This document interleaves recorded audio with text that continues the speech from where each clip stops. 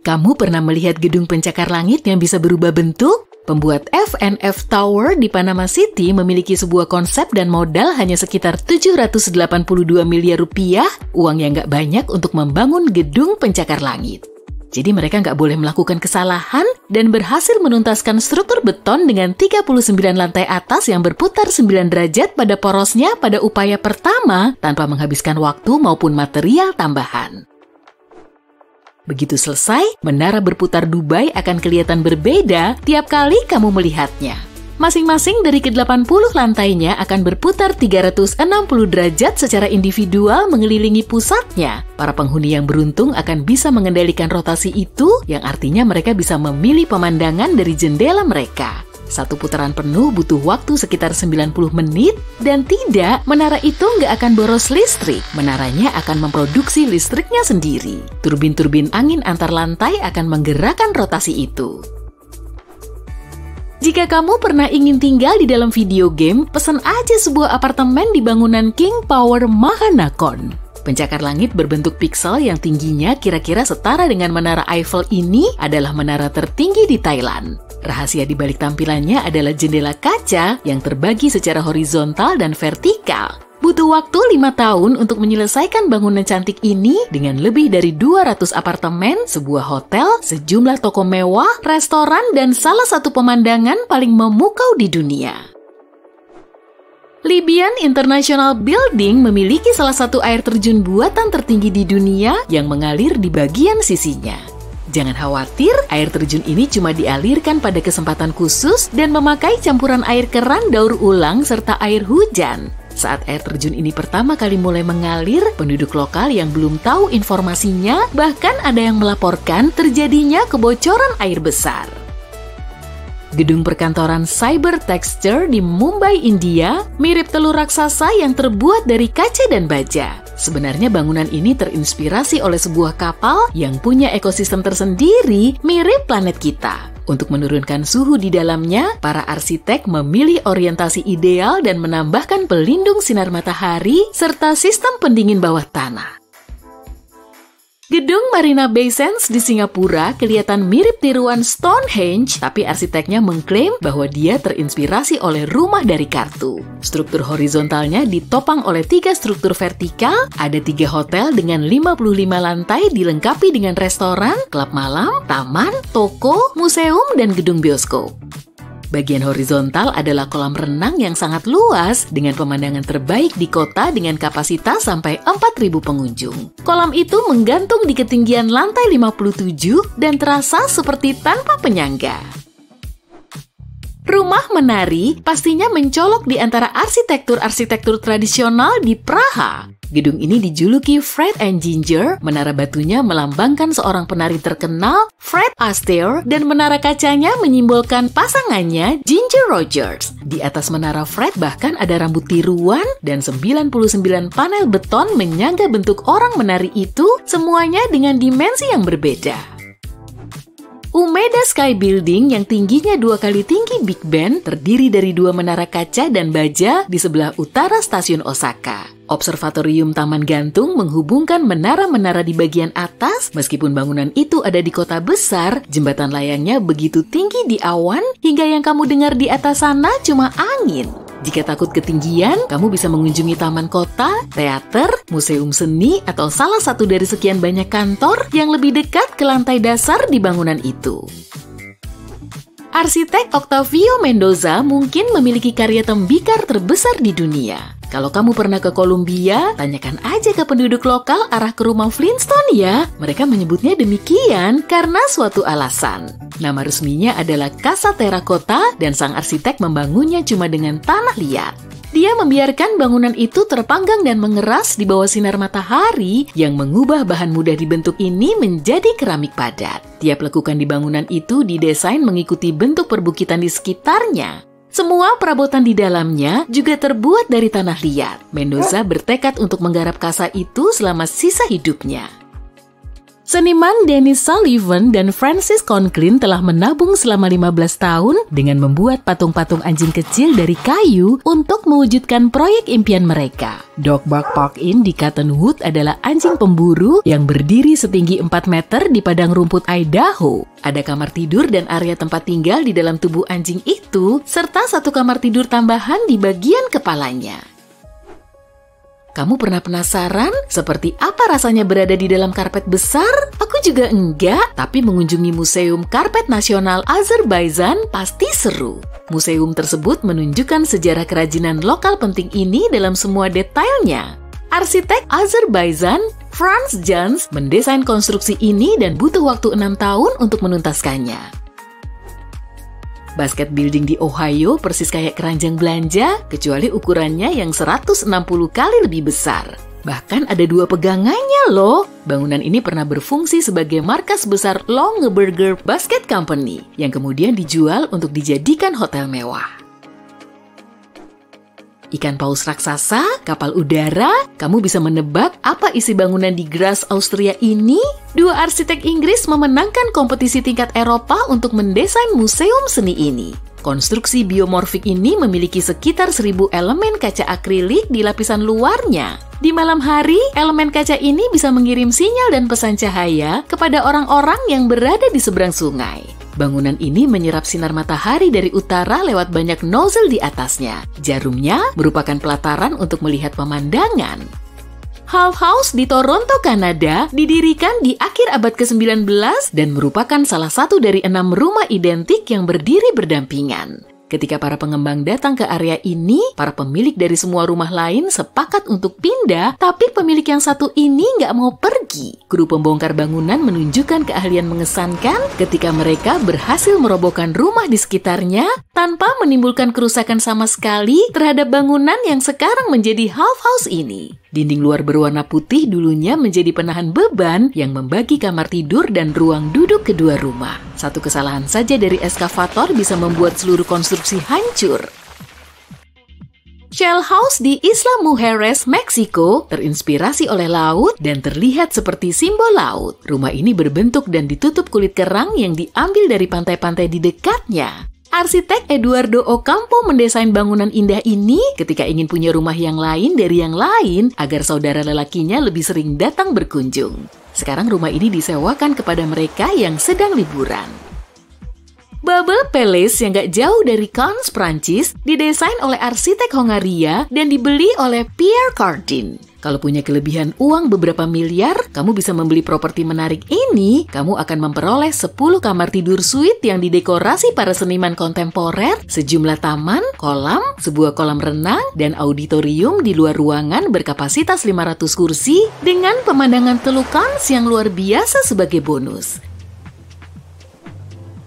Apakah kamu bisa menemukan satu rumah saja yang berdiri tegak di sini? Aku tahu, aku juga nggak menemukannya. Semua kubus di Cube House Rotterdam memiliki kemiringan 45 derajat ke samping. Idenya adalah untuk memanfaatkan ruangan semaksimal mungkin. Arsitek Belanda Piet Blom mendesain rumah-rumah ini di akhir tahun 70-an agar tampilannya mirip hutan abstrak. Masing-masing atap segitiga mewakili puncak pohon. Rumah-rumah itu berdiri setinggi 3 lantai dengan pintu masuk di lantai dasar, sebuah dapur dan ruang duduk terbuka di lantai 1, juga sebuah kamar mandi dan 2 kamar tidur di lantai atas. Gedung Booth di Tasman, Selandia Baru adalah sebuah hotel yang seperti berasal dari buku anak-anak. Rumah ini bahkan ada tali sepatunya loh. Ada sebuah tangga spiral, perapian nyaman, dapur kecil, dan kamar tidur dengan balkon. Jika kamu pergi ke Mitchell, Dakota Selatan, pastikan gak melewatkan salah satu atraksi wisata kuncinya, yaitu Corn Palace. Penduduk lokal selalu membanggakan hasil jagungnya hingga mereka membangun istana pertama dari jagung di tahun 1892 untuk membuktikan kepada dunia betapa suburnya tanah mereka. Yang bisa kamu lihat sekarang adalah versi restorasinya. Setiap tahun mereka menaruh jagung-jagung baru dalam 13 corak warna untuk membentuk mural indah yang baru. Yuk, lihat ini. Ini adalah kota New York, Big Apple, kota yang gak pernah tidur. Hong Kong di Sungai Hudson, kota terbesar di dunia. New York, kota yang sangat bagus. Mereka menamainya 2 kali. Oke, aku akan berhenti. Kamu pikir sudah mengenal kota ini dengan baik, namun di balik semua kemewahan dan kemegahannya, ada sebuah fasad secara harfiah. New York dipenuhi beberapa bangunan perkotaan paling ikonik di dunia dan rumah bagi beberapa menara paling unik dan terkenal. Siapa yang tahu New York terdepan untuk bangunan palsu? Dan kerennya, ada banyak bangunan yang bisa dicari. Baiklah, aku akan menambahkannya ke dalam daftar perjalananku. Jadi, pertanyaannya, kenapa mereka menempatkan bangunan-bangunan palsu ini di seluruh New York? Kota ini merupakan salah satu tempat paling dinamis di dunia dan butuh banyak infrastruktur untuk membuatnya terus bergerak. Artinya, punya banyak struktur dan bangunan industri di setiap distrik utama. New York menawan karena desain dan bangunannya. Bayangin ada bangunan industri tepat di sebelah kedai pizza atau hotdog favoritmu. Para perancang berpikir jauh ke depan dan memutuskan untuk menyamarkan infrastruktur industri tersebut sebagai bangunan palsu. Bangunan-bangunan ini menyatu dengan kota dengan sangat baik sehingga nggak terlihat menonjol. Bangunan-bangunan ini terlihat seperti apartemen tua atau unit rumah yang sebenarnya dengan pintu depan, jendela-jendela yang nyata, dan bahkan balkon-balkon yang menawan di mana orang-orang biasa berkumpul. Masalahnya, nggak ada apapun di balik fasad dan nggak ada yang diizinkan masuk ke dalam. Jadi, di bagian dunia mana saja kamu bisa menemukan bangunan-bangunan palsu ini? Sebagai permulaan, salah satu bangunan palsu yang paling populer ada di Brooklyn. Di 58 Joralemon Street, kamu bisa menemukan lingkungan yang sangat khas. Namun di antara bangunan-bangunan itu, berdiri sebuah bangunan bata dengan warna yang sedikit lebih gelap dari yang lain. Bangunan ini memiliki jendela-jendela terbuka yang menyatu dengan bangunan lain di lingkungan itu. Hanya saja, jendela-jendela ini gelap. Sekilas, kamu mungkin gak akan menganggapnya sebagai sesuatu yang istimewa. Tapi kalau kamu memperhatikan dengan seksama, bangunan ini terlihat seperti glitch dari video game. Bangunan ini dibangun pada tahun 1847, jauh sebelum New York dianggap glamor. Awalnya, bangunan ini dimaksudkan untuk menjadi bangunan biasa. Tapi pada tahun 1908, mereka mengubahnya menjadi bangunan palsu. Jangan kira kamu bisa masuk begitu saja. Bahkan kalau bisa, gak ada gunanya. Karena bangunan itu adalah bagian dari kipas ventilasi untuk kereta bawah tanah. Bangunan ini juga berfungsi sebagai pintu keluar darurat untuk beberapa bangunan di sekitarnya. Sebenarnya, di seluruh New York, banyak bangunan palsu yang dibuat untuk menyamarkan ventilasi kereta bawah tanah agar asap bisa keluar. Terbentang sampai 415 Bruckner Boulevard, Bronx. Rumah bandar ini dirancang oleh Switzer Group yang merupakan perusahaan arsitek interior. Rumah ini nggak semenarik rumah di 58 Joralemon Street, namun tujuannya sama, yaitu menyembunyikan gardu induk untuk perusahaan listrik New York. Kota ini membutuhkan gardu induk untuk menurunkan tegangan listrik bertegangan tinggi ke tegangan yang lebih rendah agar bisa didistribusikan secara lokal. Memiliki bangunan seperti ini di tengah-tengah lingkungan bukanlah cara yang paling cerdas untuk menarik orang ke Bronx. Itulah sebabnya fasad rumah bandar palsu adalah kamuflase yang sempurna. Beberapa bangunan palsu ini nggak benar-benar tepat sasaran dan menonjol seperti jempol yang sakit. Masyarakat Manhattan menggambarkan infrastruktur Marbury Square sebagai rongsokan. Setelah banyak desain ulang dan pertemuan kembali ke papan gambar, hasilnya tetap saja nggak bagus. Penduduk setempat membandingkannya dengan kotak beton. Mereka membuat jendela tanpa kaca yang nggak memungkinkan bangunan untuk berbaur dengan lingkungan sekitar. Namun, ini juga berbeda dari ventilasi kereta bawah tanah yang khas. Ada banyak tempat yang bisa dikunjungi dan dicoret dari daftar perjalananmu. Namun jika kamu tinggal di Tiongkok, kamu bisa tinggal di negara ini dan mengunjungi banyak kota ikonik di seluruh dunia. Kota-kota replika ini dimulai ketika ekonomi Tiongkok mulai berkembang pesat di awal tahun 90-an. Mereka ingin gaya hidup orang kaya dan terkenal tanpa harus meninggalkan negara mereka. Mereka bisa menyantap makanan lokal dengan nyaman dan merasa sedang berada di luar negeri. Provinsi Guangdong di Tiongkok sangat mirip dengan desa Alpen, Austria yang bersejarah, Hallstatt. Hallstatt yang asli sudah berusia berabad-abad dan merupakan salah satu tempat yang paling menarik untuk dijelajahi. Penduduk lokal Hallstatt juga nggak tahu bahwa rumah mereka dibangun di Tiongkok. Beberapa orang menganggap hal ini kontroversial. Mungkin karena biaya pembangunannya mencapai 940 juta dolar.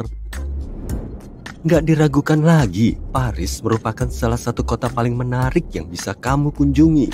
Sejarahnya yang kaya dan budayanya yang dinamis sudah cukup untuk membuatmu naik pesawat pertama untuk pergi ke sana. Bagi penduduk Tianducheng, itu adalah sesuatu yang bisa mereka lakukan kapan saja mereka mau. Kota ini juga dikenal sebagai kota langit dan punya replika Menara Eiffel yang sangat mirip dengan menara ikonik di Paris dan membangun gedung-gedung yang sesuai dengan pesona visual kota ini. Salah satu hal utama yang akan mematahkan pesona tersebut adalah lahan pertanian yang mengelilingi kota. Hampir nggak ada orang di sana dan jalanannya selalu kosong, sangat berbeda dengan Paris. Namun, kamu bisa menemukan beberapa air mancur dan patung-patung indah yang tersebar di sepanjang jalan untuk memberikan semangat. Ada cucian yang digantung di mana-mana, bahkan di pepohonan. Air mancur yang indah kering dan banyak apartemen yang kosong. Hanya beberapa toko yang buka untuk bisnis. Meskipun terlihat seperti kota palsu, kota ini cukup nyata. Beberapa orang tinggal di sini karena harganya lebih terjangkau daripada tempat lain. 2 jam perjalanan dari kota ini, terdapat versi lain dari Pont Alexandre III di Paris dan replika Tower Bridge di London, tapi dengan 4 menara, bukan 2. Hei, untung banget. Kamu juga bisa mengunjungi hal yang paling dekat dengan Italia, tapi kali ini kamu bisa berbelanja. Florencia Village adalah sebuah mall outlet yang menawarkan berbagai toko yang akan membuatmu lupa diri. Bagusnya, tempat ini dibangun oleh pengembang Italia untuk menangkap esensi dari sebuah desa Italia. Tempat ini punya air mancur, kanal, dan mosaik untuk estetika yang tepat. Mall ini dibuka pada tahun 2011 dan punya lebih dari 200 toko dengan banyak merek Italia dan juga merek Inggris, Amerika Serikat, dan Tiongkok. Tempat ini sangat populer dan dikunjungi oleh 10.000 hingga 25.000 pengunjung per hari. Tiongkok juga punya kota replika lain yang membuatmu berada di Manhattan Mini yang disebut distrik finansial Yujiapu. Tujuan pengembangnya adalah menjadikan tempat ini sebagai pusat keuangan dunia. Tempat ini dilengkapi dengan markah tanah yang tepat seperti Rockefeller dan Lincoln Center. Tapi proyek ini dihentikan pada tahun 2019 sehingga sebagian besar kosong. Kamu bisa menemukan kota khas Inggris dengan jalanan berbatu, rumah-rumah bergaya Victoria, dan restoran yang menjadi ciri khas Thames Town. Tempat ini dimaksudkan untuk menciptakan fantasi gaya hidup Eropa tanpa harus meninggalkan Shanghai. Tiongkok juga punya kota Belanda yang punya beberapa elemen Amsterdam dengan kincir angin dan kanal-kanal yang terkenal. Tiongkok bahkan memutuskan untuk meniru beberapa markah tanah seperti Museum Maritim Belanda. Berikut ini adalah kisah bonus dari bangunan tertipis di Lebanon yang dibangun dari sebuah perselisihan. Ini adalah kisah tentang 2 bersaudara yang mewarisi sebidang tanah yang gak sama. Salah satu dari saudara tersebut kebetulan mendapatkan sebidang tanah yang sangat sempit dan merasa iri dengan sebidang tanah milik saudaranya yang lebih luas. Dia pun gak senang. Kedua tanah tersebut menghadap ke Laut Mediterania di lingkungan yang ramai di Beirut, sehingga nggak heran kalau kedua bersaudara ini nggak bisa sepakat tentang cara mengembangkan tanah mereka. Jelas bahwa saudara yang punya tanah paling luas dapat membangun bangunan yang layak. Saudara yang satu lagi harus berimprovisasi. Dia memutuskan untuk menghalangi tanah milik saudaranya dengan membangun sebuah bangunan tipis yang bagian terlebarnya hanya muat 427 cm dan bagian tersempitnya hanya muat 61 cm.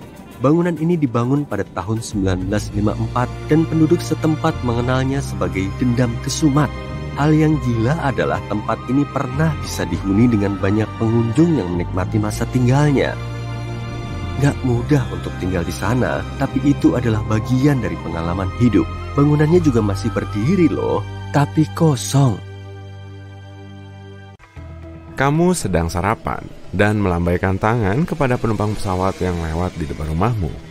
Satu lagi, kamu tinggal di lantai 739 di Exit 4000. Ini adalah sebuah kota yang berada di dalam satu gedung pencakar langit yang sangat besar. Kedengarannya nggak realistis untuk saat ini, tapi suatu hari nanti ini bisa jadi kenyataan. Ayo kita cari tahu apa saja yang dibutuhkan untuk mewujudkannya. Tapi sebelumnya, kita lihat dulu daftar bangunan yang pernah menjadi bangunan tertinggi di planet ini. Piramida Agung Giza yang awalnya berdiri setinggi 146 meter, dulu merupakan bangunan tertinggi yang pernah dibangun oleh manusia selama lebih dari 3.800 tahun. Katedral Lincoln merebut gelar ini dari Piramida Agung pada tahun 1311, hanya dengan selisih 30 cm.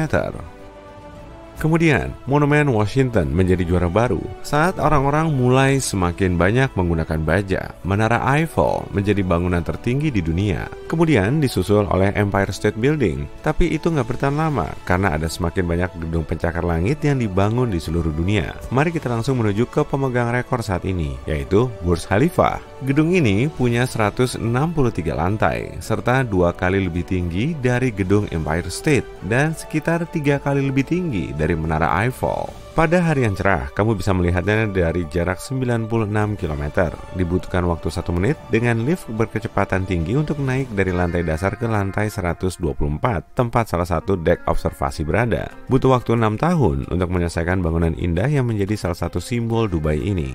Bicara soal lokasinya, kalau kamu pernah coba membangun sesuatu di atas pasir, kamu pasti tahu betapa sulitnya untuk membuat konstruksinya stabil. Para insinyur harus mengebor 192 lubang di bawah fondasi beton seberat 110.000 ton dari konstruksi besar ini. Mereka juga mendatangkan jutaan ton pasir dari Australia. Ya, mereka membawa pasir tambahan ke gurun karena pasir setempat menjadi lunak, hampir seperti salju dalam badai pasir yang tak berkesudahan. Pasir Australia nggak terlalu halus dan menjadi dasar yang sempurna untuk bangunan ini. Berkat gesekan antara beton dan tanah, tumpukan ini nggak bergerak sama sekali dan fondasinya tetap kokoh. Arsitek yang sama merancang bangunan lain yang diharapkan menjadi pemegang rekor baru. Menara Jeddah di Arab Saudi diperkirakan akan menjadi hampir 183 meter lebih tinggi dari Burj Khalifa. Setelah selesai dibangun, konstruksi yang terbuat dari 80.000 ton baja ini akan menjadi tempat bagi observatorium tertinggi di dunia. Menara Jeddah akan memiliki 59 lift dan beberapa diantaranya adalah lift bertingkat. Sepertiga bagian bawah gedung pencakar langit ini akan menjadi ruang perkantoran. Beberapa lantai berikutnya akan menjadi hotel mewah dan 167 lantai sisanya akan diperuntukkan sebagai apartemen. Siluet bangunan yang mengerucut diharapkan dapat membantunya tahan terhadap angin dan gravitasi. Bagian dasarnya pasti akan dibuat ekstra lebar untuk membuat seluruh konstruksinya stabil. Sejauh ini, hanya sepertiga dari bangunan tersebut yang telah selesai dibangun dan pembangunannya dihentikan untuk jangka waktu yang belum diketahui. Alasan keputusan ini nggak ada hubungannya dengan geologi atau iklim. Manusia sudah belajar untuk menghadapi segala jenis tanah dan kondisi. Sebagai contoh, kalau kita ingin membangun gedung pencakar langit masa depan di zona seismik aktif, kita harus membuat gedung itu fleksibel. Tiang-tiang pancang bisa menahan berat bangunan, tapi bantalan beton akan berdiri di atas pegas yang sangat besar. Saat terjadi gempa bumi, tanah akan berguncang dan bergerak ke segala arah, tapi pegas akan meredam dan mengimbangi gerakan tersebut. Jadi, bangunan akan tetap di tempatnya. Angin jadi masalah lain bagi gedung pencakar langit.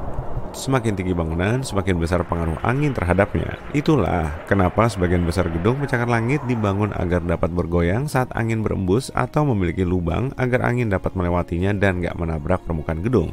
Jadi, secara teori, kalau punya material yang tepat dan dana yang cukup, kamu bisa membangun gedung setinggi yang kamu mau. Kamu hanya perlu memperluas bagian dasarnya agar konstruksi bangunanmu stabil. Karena bumi berbentuk bulat, kamu harus berhenti di suatu titik. Tapi bahkan dasar sebesar itu sudah cukup untuk menahan gedung pencakar langit yang lebih tinggi dari Gunung Everest.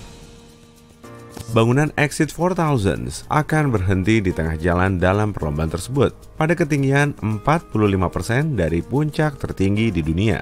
Gunung Fuji menjadi inspirasi untuk desain ini yang mungkin akan dibangun di pelabuhan Tokyo. Kota ini akan jadi kota mandiri dalam satu bangunan yang sebagian besar ditenagai oleh energi matahari. Kota ini bisa menjadi rumah bagi hingga 1 juta orang, dan orang-orang ini mungkin nggak perlu meninggalkan rumah mereka karena akan ada perkantoran di dalamnya. Para insinyur perlu menyelesaikan beberapa masalah untuk membuat keseluruhan proyek ini bisa dijalankan. Karena gedung ini akan memiliki 800 lantai, akan ada perbedaan tekanan udara yang sangat besar antara lantai paling atas dan paling bawah. Mereka harus mencari cara untuk menyesuaikannya agar para penghuni merasa nyaman dan sehat. Kemudian, bayangkan saja banyaknya kabel listrik yang dibutuhkan untuk mengoperasikan semua gadget dan mekanismenya. Mereka berencana untuk menggantinya dengan generator energi terbarukan. Dasar bangunan harus berdiameter sekitar 6 km untuk menopang bobotnya yang sangat besar. Ukurannya sama dengan dasar sebuah gunung yang besar. Lubang di bagian atas akan memungkinkan udara dan cahaya alami mengalir ke dalam dan meringankan beban fondasinya. Exit 4000 saat ini memegang rekor sebagai gedung terbesar yang pernah dirancang secara penuh, tapi nggak termasuk dalam daftar gedung yang akan selesai dalam waktu dekat. Para insinyur nggak menyangkal bahwa dengan material baru dan inovasi desain, secara teknis ini mungkin dapat diwujudkan, tapi akan memakan biaya yang sangat besar. Proyek ambisius lainnya yang sejauh ini masih berupa konsep adalah gedung pencakar langit setinggi 20 km. Itu setara dengan 24 Burj Khalifa ditumpuk menjadi satu. Wow, penulis fiksi ilmiah Neil Stephenson yang mengembangkan proyek ini menyarankan untuk menggunakan gedung pencakar langit ini sebagai tempat lepas landas untuk roket. Penulis ini mempelajari fisika sebelum menulis karya fiksi ilmiah, sehingga proyek ini bisa direalisasikan dengan baja bermutu tinggi yang tepat. Stephenson menyatakan bahwa ini akan jadi cara termurah untuk meluncurkan roket keluar angkasa. Para insinyur juga harus memperhitungkan angin yang cukup kencang pada ketinggian seperti ini. Bicara soal perjalanan ke luar angkasa, kita bahkan mungkin nggak memerlukan roket untuk pergi ke sana dalam waktu yang nggak terlalu lama lagi. Lift luar angkasa bisa membawa manusia ke ketinggian 36.000 km dari permukaan bumi. Ide ini sebenarnya sudah berusia hampir 150 tahun. Baik NASA maupun para peneliti dari berbagai negara sependapat bahwa kita sekarang sudah cukup dekat dengan realisasinya. Beberapa perusahaan konstruksi mengatakan mereka akan bisa membangunnya pada tahun 2045. Langkah besar pertama untuk mencapai tujuan itu adalah menguji bagaimana sebuah lift bekerja di luar angkasa. Ini akan menjadi eksperimen yang unik, dan lift mini yang digunakan dalam eksperimen ini akan menjadi prototipe dari proyek besar di masa depan. Para ilmuwan sedang berusaha menemukan bahan yang tepat untuk menggantikan kabel biasa. Kabel itu harus membentang sejauh puluhan ribu kilometer dan akan terlalu berat untuk konstruksi di masa depan. Sepertinya, bahan super kuat yang dikenal sebagai grafena bisa menggantikannya. Menguji dan membangun lift yang sesuai untuk luar angkasa dan kabel yang cukup kuat untuk menahannya hanyalah satu sisi dari ceritanya. Masalah lainnya adalah sampah antariksa, yaitu sisa-sisa roket dan pesawat antariksa yang mengorbit bumi yang dapat merusak konstruksi jika menabraknya. Tapi karena banyak orang cerdas tengah berupaya memecahkan masalah ini, kita bisa optimis dan berharap peluncuran pertama akan dilakukan beberapa tahun lagi. Ini akan membuka era baru penjelajahan antariksa, karena pergi ke sana hanya perlu menekan satu tombol saja. Wow!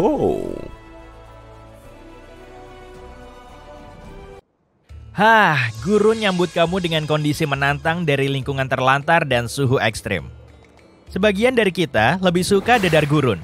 Gulung, isi coklat keju. Sedap. Kayak kaktus dan onta, bangunan juga harus beradaptasi dengan kondisi gurun. Berikut beberapa contoh struktur menakjubkan di gurun. Struktur ini disebut Earthships. Lokasinya di kota Gurun, New Mexico. Satu komunitas besar orang yang berpikiran sama tinggal di sana. Yang lebih menarik, lokasi bangunan ini terdaftar sebagai tempat sampah. Mungkin karena seluruh struktur ini terbuat dari ban, botol, dan kaleng-kaleng bekas ya. Earthship beroperasi dengan prinsip bangunan hijau. Sekitar 40% bangunan Earthship khas dibangun dengan material alami atau daur ulang. Bayangin, dinding-dinding yang tersusun atas ratusan ban bekas yang dipenuhi tanah. Lalu ada berlapis-lapis jendela matahari pasif dari lantai ke plafon. Jendela itu mengumpulkan sinar matahari di musim dingin yang dipantulkan di musim panas agar struktur tetap di suhu ruangan yang wajar. Kamu bisa melihat tanaman di koridor dan botol-botol kaca atau kaleng aluminium tertanam di dinding. Rumah ini jelas lain dari banyak segi. Mike Reynolds adalah arsitek yang melihat tingkat sampah dan konsumsi yang mengkhawatirkan di tahun 1970-an. Saat itu dia mendesain rumah dari kaleng yang seluruhnya berkelanjutan. Hampir 40 tahun kemudian, dia jadi orang yang menyatukan semua pemilik Earthship. Dia naik Mercedes, tapi berbahan bakar minyak sayur yang dibeli di restoran makanan cepat saji di kota.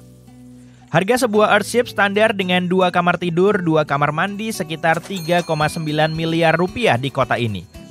Tapi ada Earthships kayak Dobson House yang bisa mencapai 23,4 miliaran rupiah. Kalau dibangun sendiri, yaitu sama keluarga dan teman-teman, kamu bisa hilangkan ongkos tenaga kerja dan bangunan jadi relatif lebih murah. Yuk kita berasumsi kamu benar-benar mau bangun Earthship. Enaknya di mana ya? Di mana aja? Earthship sekarang cocok di udara Kanada yang dingin dan kering, juga di iklim lembab dan panas Haiti. Ini Mirage Mirror House.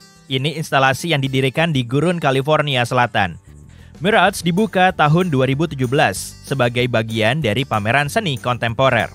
Rumah ini tersusun atas banyak cermin. Struktur minimalis ini menyatu dengan lingkungan di sekitarnya. Pintu, jendela, dan lubang-lubangnya dihilangkan guna menciptakan pengalaman luar biasa. Yang kamu miliki di lanskap dipantulkan kembali kepadamu. Gimana cara bikinnya? Dengan permukaan yang dicerminkan. Di malam hari, cahaya yang jauh dibiaskan dari cermin. Di siang hari, langit diubah jadi tumpukan awan. Nggak ada pemandangan tetap di rumah ini. Gimana kalau kita lihat struktur futuristik jauh di pedalaman gurun? Para arsitek mendesain konsep rumah yang pas banget dengan Cybertruck Elon Musk. Rumah ini bertema pasca kiamat. Maksudku benar-benar pasca kiamat, karena aku nggak bisa ngungkapinnya. Rumah ini didesain untuk bertahan dalam skenario bencana. Cyberhouse memiliki gerbang baja, jendela lapis baja, dan dinding luarnya terbuat dari material yang sangat kuat. Modern House dikendalikan oleh pompa panas bumi otonom. Gampangnya, kamu bisa menjaga kestabilan suhu di dalamnya. Rumah mengilap ini memiliki pintu masuk yang bisa dilewati Cybertruck. Bagaimanapun, sejak awal, rumah ini kan terinspirasi oleh Cybertruck. Selain itu, kendaraan tersebut bisa diangkat ke lantai 2 agar lebih aman. Ini pusat studi dan penelitian minyak Raja Abdullah di Arab Saudi. Pada dasarnya, ini laboratorium di gurun. Bangunan ini didesain agar pemakaian energi minimal. Arsitekturnya bermotif di dinding dan langit-langitnya mengacu pada bentuk geometri tradisi lokal. Perhentian berikut adalah Swartberg House di Afrika Selatan. Bangunan ini berlokasi di dekat pegunungan Swartberg, tapi jangan senang dulu. Struktur ini di tepi gurun Karoo besar. Ini berupa apartemen dengan 4 kamar tidur, juga dilengkapi sistem pengatur suhu khusus. Sistemnya bekerja kayak perisai dari panas di musim panas dan sebagai penangkap sinar matahari di musim dingin. Kamu lagi melihat Masjid Raya Jene di Mali. Masjid ini setinggi 16 meter. Bangunan ini impresif sebab cuma terbuat dari ranting dan campuran khusus lumpur dengan unsur alam lain yang ditemukan di gurun itu. Petra adalah kota kuno yang tersembunyi di gurun Yordania. Strukturnya langsung dipahat ke dalam tebing batu pasir berwarna putih dan pink. Lokasinya di antara ngarai dan pegunungan di dekat gunung. Bertahun-tahun lalu tempat ini merupakan pusat perdagangan. Mungkin kamu pernah melihat fasad impresif bangunan ini.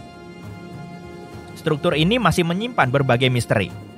Pertama, ilmuwan belum bisa menjelaskan bagaimana suku Nabath berhasil membangun struktur semacam itu ribuan tahun lalu. Apa kamu tahu ada tempat misterius lain di tengah gurun yang strukturnya mirip Petra? Madain Saleh kayak ibu kota kedua kerajaan Nabath, tapi mereka meninggalkan rahasia lain yang harus kita pecahkan. Di Madain Saleh ada lebih dari 100 makam yang dihias dan lebih dari 1.000 kuburan non-monumental. Selain itu, prasasti dan gambar-gambar di gua juga ada, lagi-lagi di Kitari Batu Pasir. Dulu, gubuk kayu ini adalah kantor pos. Struktur ini ada di Gurun Tengger, Mongolia. Bangunan ini dikelilingi kekosongan. Cuma pasir yang menemani struktur sunyi ini. Luasnya cuma 15 meter persegi. Kayak dugaanmu, bangunan ini nggak begitu banyak pengunjung. Kantor pos ini telah terbengkalai lebih dari 35 tahun. Nasibnya berubah ketika suatu hari seorang wanita menemukan bangunan itu. Nona Zhang dan temannya punya ide. Mereka akan mulai bisnis dan orang-orang yang ingin mengirim surat serta kartu pos dari kantor pos paling sepi di dunia nggak harus pergi ke tempat itu. Usaha itu berhasil. Kantor pos itu jarang dapat kunjungan, tapi sibuk online. Lebih dari 20.000 surat dan kartu pos dikirim dari kantor pos gurun itu di bulan Desember 2021 saja. Tempat itu sekitar 10 km dari jalan terdekat. Truk pos mengambil surat-surat itu dan mulai jalan untuk mengantarkannya. Akhirnya, surat-surat itu dikirim ke seluruh dunia. Destinasi kedua di Arab Saudi adalah King Abdul Aziz Center untuk budaya dunia. Bangunan itu punya desain menarik, dibutuhkan hampir 1 dekade untuk membangun struktur kompleks itu. Ini menara setinggi 98 meter yang menonjol dengan tampilannya. Stone Matters Pavilion adalah struktur batu di Palestina. Struktur itu membentang seluas 60 meter persegi. Struktur ini seluruhnya dibangun dari 300 batu saling mengunci yang menopang satu sama lain. Concave roofs. Ya, memang tampilannya kayak mangkok raksasa. Didesain kayak gitu untuk menampung air hujan. Struktur ini ada di Iran. Yang menarik, di Iran, tingkat penguapannya 3 kali lebih cepat dibanding rata-rata di dunia. Jadi, desain mirip mangkok ini sangat berguna. Ia menampung air sedemikian rupa hingga bisa membentuk satu massa tunggal sebagai satu keutuhan sebelum menguap. Cangkang luar sistem atap ini mengumpulkan air hujan, tapi juga berfungsi sebagai naungan tambahan. Ini bikin udara mengalir lebih bebas, kayak mekanisme pendingin untuk kedua atap. Eco Lodge di Mesir adalah perhentian berikutnya. Proyek ini dibangun di suatu tempat yang menghadap gurun dan dibangun dengan material yang tersedia di tempat itu, kayak batu bata yang dibakar sinar matahari dan kayu palem. Bangunan ini contoh arsitektur tradisional, ada kolam air yang memungkinkan interior bangunan tetap sejuk. Yang cukup layak disebut adalah CID Interpretation Center di Chile. Gurun Atacama, Chile termasuk salah satu destinasi wisata di negara itu. Untuk membantu turis, arsitek mendesain pusat pengunjung sebagai bagian dari infrastruktur untuk ladang angin. Di sini, bulan-bulan musim dingin nggak bikin beku manusia karena jendela-jendelanya yang lebar memanfaatkan pemanas matahari. Yang lebih menarik lagi, bangunan ini didesain untuk benar-benar gelap di malam hari. Bayangin, kamu menabrak bangunan tanpa sengaja. Black Desert House adalah bangunan untuk menghormati bintang. Di malam hari, rumah ini menjadi gelap gulita. Bangunan ini larut ke dalam malam hingga bintang-bintang bisa kelihatan lebih jelas. Jadi, apa kamu tahu bangunan misterius di gurun lain yang belum ada dalam daftar ini? Beritahu kami dalam komentar ya. Patung-patung Moai berdiri tinggi dan gagah selama ratusan tahun. Dulu orang mengerahkan banyak tenaga untuk memahat patung-patung besar ini. Lalu tiba-tiba mereka menghentikan pembuatannya. Kenapa? Yuk kita pecahkan misteri ini. Pulau Paskah yang berlokasi 4.000 km di sebelah timur Tahiti memiliki area seluas 163 km persegi. Sampai saat ini, Pulau Paskah adalah salah satu pulau paling terpencil di dunia. Dulu, pulau ini tertutup hutan yang penuh berbagai pohon dan paku-pakuan.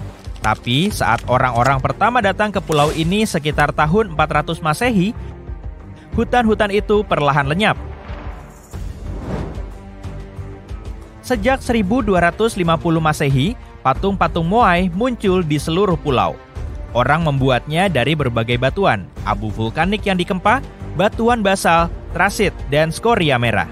Karena ini pulau vulkanik, inilah semua bahan yang harus dipakai pembuat patung. Dan begitu pekerjaan selesai, mereka menutupi karya itu dengan batu apung. Wajah tiap patung berbeda, tapi semua punya ekspresi khas dengan alis tebal dan hidung besar. Lengannya dipahat ke dalam badan. Sebagian kepala patung memakai topi. Di seluruh pulau ada hampir 900 patung. Ukurannya lain-lain. Tinggi rata-rata patung 4 meter dan yang terbesar mencapai ketinggian 10,1 meter dan beratnya sampai 82 ton. Karena wajah tiap patung itu beda, ada teori bahwa patung-patung itu mewakili dan menghormati nenek moyang, para ketua, dan orang-orang penting lain yang tinggal di pulau itu. Tapi, tanpa bukti jelas, hampir mustahil mengetahui tujuan dibuatnya Moai. Dulu, patung-patung ini berdiri indah di sepanjang pesisir, mengawasi manusia di pemukiman, dan punggung mereka menghadap dunia roh laut. Ketika bangsa Eropa pertama kali menemukan patung-patung Moai di tahun 1700-an, banyak di antaranya yang sudah terguling. Dan pembuatan patung sudah berhenti jauh lebih dulu dari saat itu. Untuk membuat patung-patung ini dikerahkan banyak tenaga. Para pengrajin ahli menghabiskan banyak waktu memahat patung-patung itu pelan-pelan dengan beliung sederhana. Satu tim yang terdiri dari 6 orang akan bekerja keras sepanjang tahun untuk membuat satu patung saja. Mereka sering harus memindahkannya ke tempat khusus di pulau itu, sejauh 18 km. Dengan bantuan penanggalan karbon, para ahli berhasil mengetahui patung-patung itu mulai muncul tahun 1250 Masehi. Kemudian, sekitar tahun 1500 Masehi, proses itu berhenti. Para pembuat patung meninggalkan pahat mereka begitu saja di tempat terakhir dipakai. dan baru 1/4 dari seluruh patung ditaruh di tempat yang semestinya. Setengahnya masih di tempat tambang, sedang yang lain ditinggalkan di tanah saat pengangkutan. Telah terjadi sesuatu yang menyebabkan mereka nggak berminat lagi. Ada banyak teori kenapa ini terjadi, dan kebanyakan dikaitkan dengan penggundulan hutan. Mungkin penghuni pulau menggunakan kayu untuk memindahkan patung ke seluruh pulau, atau memakai kereta luncur dan tali, atau bahkan balok untuk menggelindingkan dan kano untuk mengapungkan. Lambat laun, kayu berkurang. Pohon-pohon di pulau itu butuh waktu sangat lama untuk tumbuh. Tikus-tikus memakan sebagian besar biji-bijian. Orang banyak memakai kayu, dan mereka butuh kayu bukan cuma untuk hal-hal praktis, tapi juga untuk bikin patung. Alasan lain penghentian pembuatan patung mungkin karena mereka sibuk dengan pekerjaan lain. Taman-taman batu makin umum dengan populasi yang bertambah. Batu cocok untuk tanah agar tanah tetap hangat sekaligus menyuburkannya. Penduduk pulau menghabiskan banyak waktu dan tenaga membuat taman-taman batu itu. Jadi, gak ada waktu lagi untuk membuat dan mengangkut patung. Teori lain bilang bahwa keyakinan mereka berubah seiring waktu. Diduga, penghuni pulau dulu memandang patung sebagai penghubung dengan nenek moyang mereka. Tapi setelah beberapa saat, ritual menggambarkan unjuk kekuatan dan daya tahan menjadi lebih tersebar luas. Dan dengan ritual ini, penduduk pulau mulai mengukir bentuk-bentuk yang ada kaitannya dengan burung laut. Burung laut menjadi hewan utama di pulau itu. Mereka mulai percaya nenek moyang mengawasi mereka melalui burung-burung, bukan patung. Jadi nggak ada alasan lagi untuk membangun moai. Bagaimanapun teori-teori ini mungkin benar. Masalahnya pulau kecil ini nggak bisa mendukung populasi yang bertambah. Yang dulunya tanah subur tertutup hutan dengan cepat berubah jadi lanskap gersang. Selama beberapa abad pertama mereka mengandalkan sumber daya hutan. Sekitar 1550 setelah hutan menghilang, pertanian jadi lebih penting. Suku-suku yang dulu bekerja sama membangun monolitik fantastis menjadi bersaing satu sama lain. Saat memperjuangkan tanah dan sumber daya ini, mereka menggulingkan patung-patung moai untuk mengurangi pengaruhnya. Abad-abad sesudahnya, semua patung sudah digulingkan, tapi nggak semuanya dengan sengaja. Banyak di antaranya yang roboh secara alami setelah diabaikan sekian lama. Sebagian bahkan berakhir di laut yang mengitari pulau itu. Dan untuk sementara, patung-patung itu ada di sana. Tapi ada berita bagus terkait patung-patung ini. Mereka didirikan lagi untuk memberikan pengalaman seru bagi pengunjung dari seluruh dunia.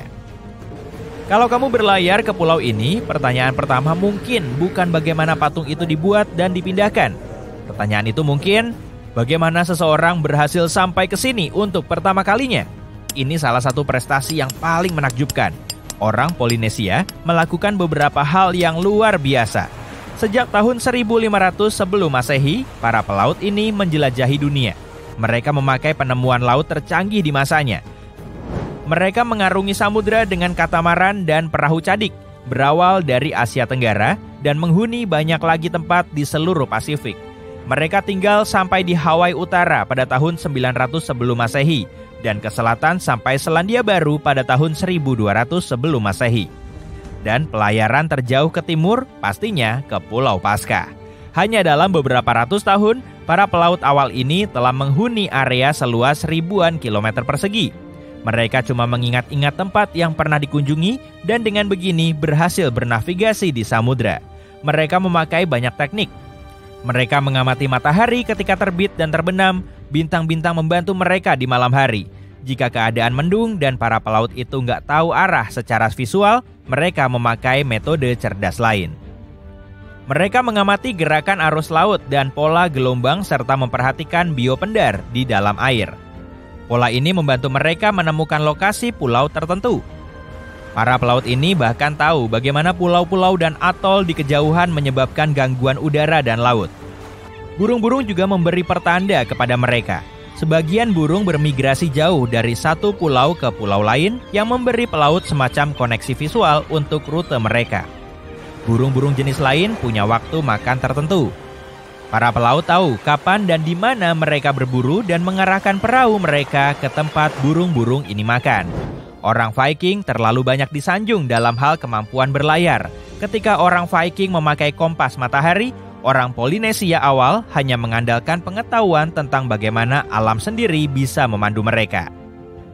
Keahlian mereka begitu maju hingga tahun 1769.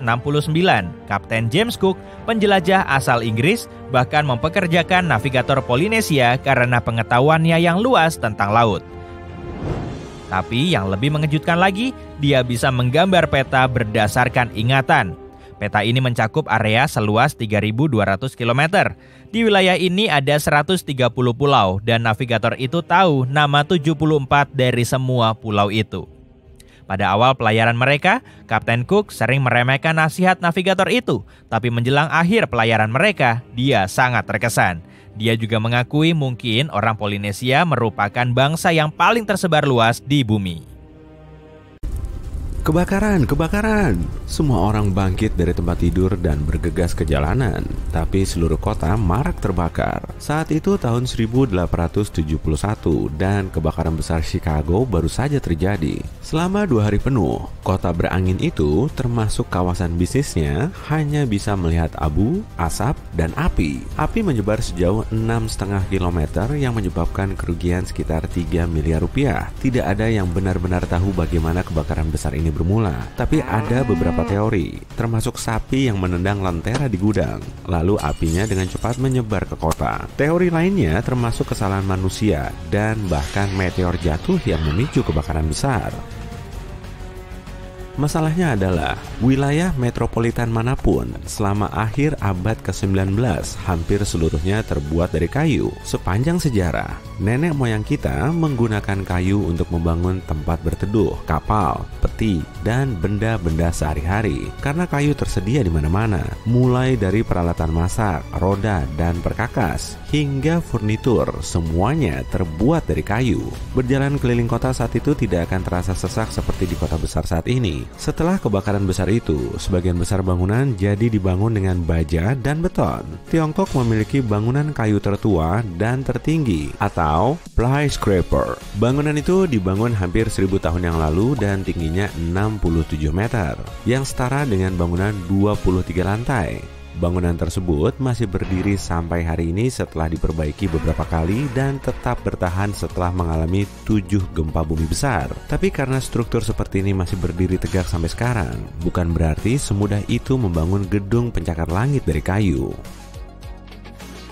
Banyak struktur kayu tinggi ada di Eropa dan Amerika Serikat saat ini. Meskipun dibangun setelah baja dan beton naik daun, tapi tingginya cuma antara 8 sampai 13 lantai. Tidak cukup untuk dicap sebagai gedung pencakar langit. Jepang berencana untuk membangun gedung pencakar langit kayu setinggi lebih dari 335 meter yang bernama W350 Project. Gedung ini dijadwalkan selesai pada tahun 2041 dan mengubah kota-kota modern menjadi negeri kayu ajaib. Bangunan ini akan dibuat dari 90% kayu olahan dan 10% baja. Dan bukan sekedar kayu biasa, pembangunan akan menggunakan kayu berlaminasi silang atau CLT, yaitu lembaran-lembaran kayu yang direkatkan dan ditempel, menciptakan papan besar yang bahkan lebih kuat dari baja.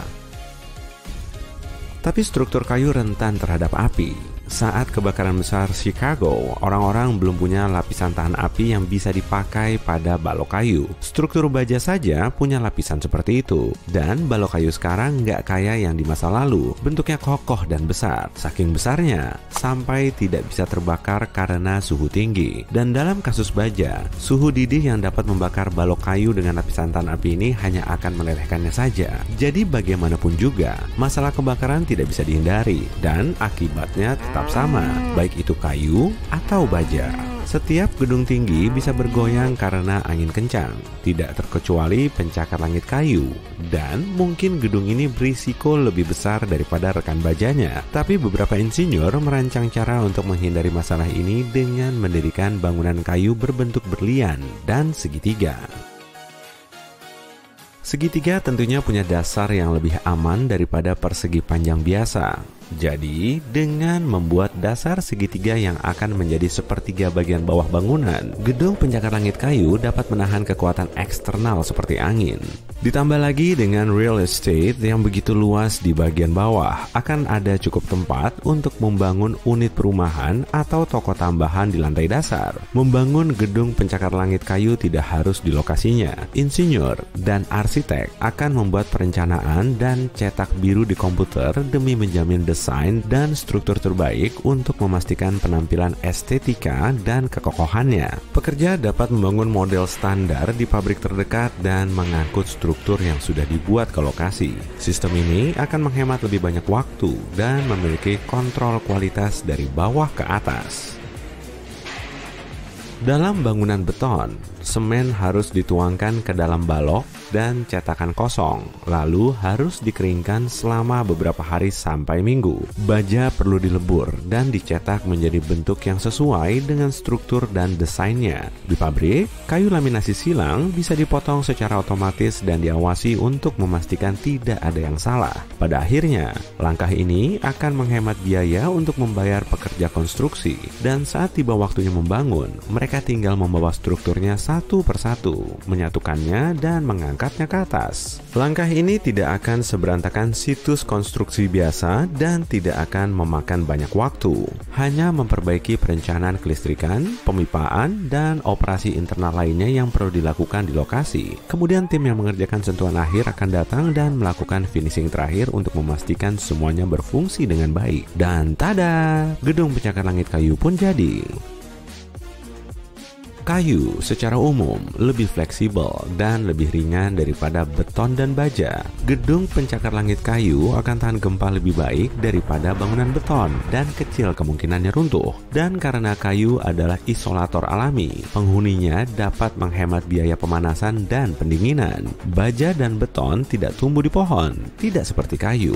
Dan jangan khawatir, pendirian bangunan kayu ini bahkan tidak akan berdampak pada deforestasi. Orang hanya menggunakan kurang dari 1% stok kayu dunia. Insinyur dan arsitek akan membuat pertanian kayu khusus untuk tujuan konstruksi ini. Tapi, jika dunia memutuskan untuk beralih ke kayu untuk bangunan masa depan, maka penggundulan hutan massal akan menyebabkan bencana ekstrem di hutan kita.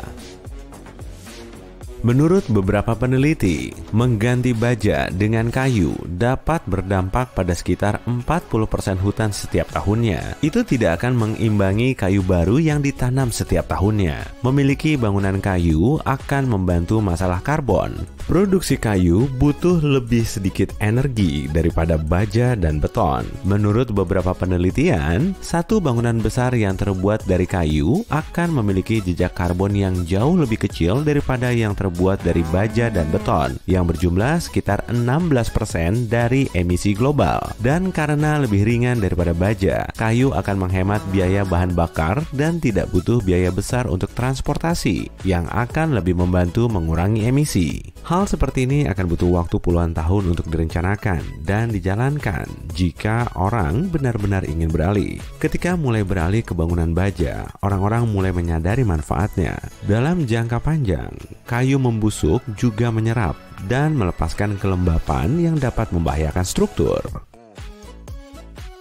Sebagian orang memilih plastik daur ulang untuk membangun perumahan baru dengan mengubahnya menjadi bubuk kasar dan membentuknya menjadi apapun yang diinginkan. Mereka menciptakan tiang, balok, batu bata, dan pilar.